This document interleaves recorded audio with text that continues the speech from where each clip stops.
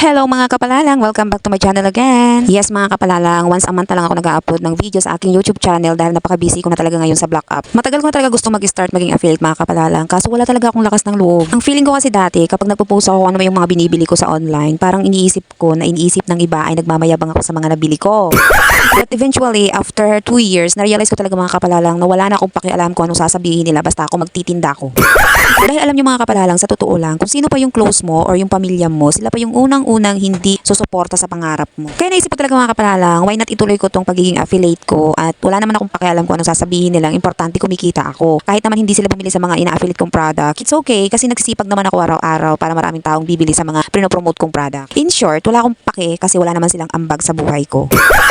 Mag-1 month na ako ngayong September 5 sa pag-affiliate ko sa Black App. As in, everyday talaga ako nag-upload, hindi talaga ako tumitigil. Pinurso ko na talaga tong pag-affiliate mga kapalalang dahil sobrang ganda talaga ng kitaan niya. Hindi man kaganoon kalaki yung kinikita ko, pero nababayaran niya na yung ilaw namin. So thankful na ako doon kasi nababasa na yung expenses namin dito sa bahay. Sabi ko nga mga kapalalang, 2 years ago, nag-start na talaga ako mag-affiliate. Kaso tinigil ko lang talaga siya kasi hindi ko kaya. Kumbaga parang feeling ko talaga may something na masasabi yung iba at hindi mo naman mapiplease yung mga tao. So ayoko na. At saka sa mga time na yun mga kapalalang, nasa stage ako ng postpartum kasi kakapanganak ko pa lang. Kaya hindi ko na lang siya tinuloy. But after 2 years, doon ko naisip na why not balikan ko siya kasi wala naman akong ginagawa sa bahay. Sayang yung wifi, nag-scroll lang naman ako. Why not mag-start ako uli? This time, kakapalan ko na yung pagmumukha ko. Wala na akong pakialam kung anong sasabihin ng iba. Actually, yung may masasabi lang naman sa'yo, yung kamag-anak mo or kadikit mo sa buhay. Sila lang naman yung unang mag-judge sa'yo at ida-down ka para hindi mo na ituloy yung pangarap mo. Or worse, ipagdadasal pa nilang hindi ka maging successful. Nasa point na ako ng buhay ko ngayon mga kapalalang na wala na talaga akong pakialam sa paligid ko. Ang importante sa akin, nagtatrabaho ako ng maayos, kumikita ako, naprovide ko yung pangangailangan ng mga anak ko. That's it. Kung dati kasi mga kapalalang, palagi kong iniintindi yung iniisip ng iba, which is wrong yun mga kapalalang. Kasi kung iintindihin mo yung iniisip nila, walang mangyayari sa buhay natin. Pero dapat mga kapalalang, kapag ginagawa mo yung isang bagay, yung dapat na gustong-gusto mo at masaya ka, kasi kung napipilitan ka lang, hindi talaga siya mag-work. Kasi nung unang pag-attempt kong magtinda, maging affiliate, hindi talaga ako masaya. Kumbaga sumasabay lang talaga ako sa uso.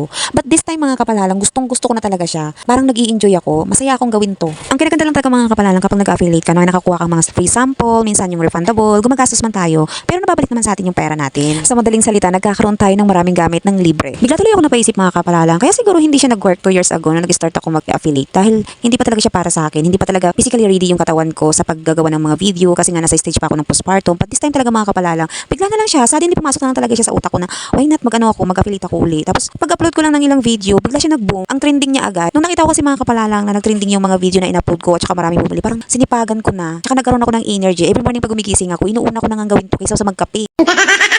Sana nga lang talaga mga kapalalang magtuloy-tuloy na to at hindi talaga ako magsasawa sa pag-affiliate ko kung talagang para sa akin to ay talagang pagsisipagan ko to ng doble-doble para lang talaga ma-achieve ko or makamit ko yung pangarap ko. Wala namang imposible, basta sabayan mo lang ng sipag at tiyaga. O siya mga kapalalang, hanggang dito na lang muna ang aking video. Thank you for watching. Bye!